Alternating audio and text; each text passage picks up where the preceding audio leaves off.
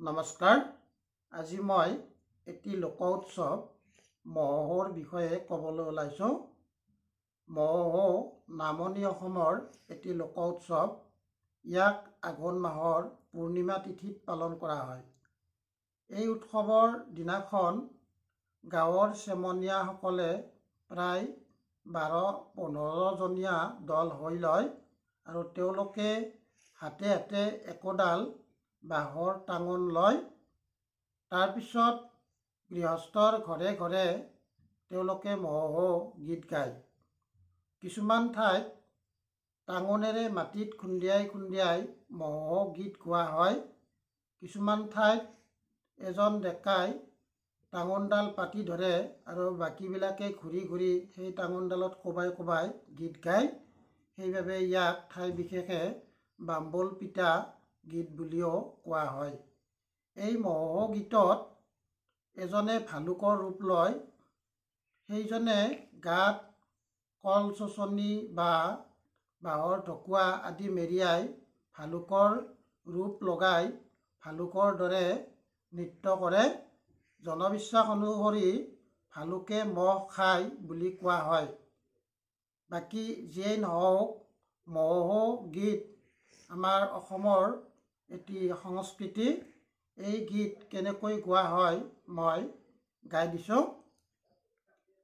হৰি হৰি হৰি ভাই খৰি আনছো দীঘাল চাই, এই খৰি নাপাই পাই চোতাল খান চাফাই পাই, চোতালৰ লোৱা মাটি হাঁহৰ গেল বুক ফাটি, হাঁহতেলে 12 বছৰ গেলে, অ হৰি মহোহো মখেত বা টাকান ল, মহে বোলে মল্লো দে টেপল পুৰা খালো দে, টেপলত নহল নুন চাউল কাৰে দুন দুন, চাউল নেদি দিলা কৰি এন্থৰ ঘৰ লৰি চৰি, লৰি চৰি যাওঁতে সোণাৰ নাঙাল বাওঁতে, সোণাৰ নাঙাল ৰূপৰ ফাল ঘৈজা বেটাই বাৱে হাল, হাল দিলো হিৰালে মই দিলো বাটে, মহৰ মাকক পাৰ কৰিলো বুঢ়া দিয়াৰ ঘাটে, বাঁহৰ পাত কাজেলি আমাক দিব আধেলি, বাঁহৰ পাত ছিকি মিকি আমাক দিব শিকি শিকি, মহ গেল আলি দি আমি খালো দালি দি, মহ গেল পাথৰে দি আমি খালো গাখীৰে দি, মহ গেল পাথৰে দি আমি খালো গাখীৰে দি। এইদৰে বিভিন্ন যোজনা গাই সকলো ডেকাই চোতালত বহি লয়। তাৰপিছত গৃহস্থৰ মংগল কামনা কৰি গায়।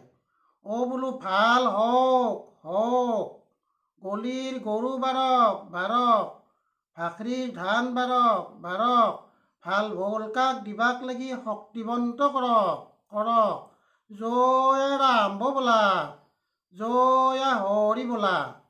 নমস্কাৰ।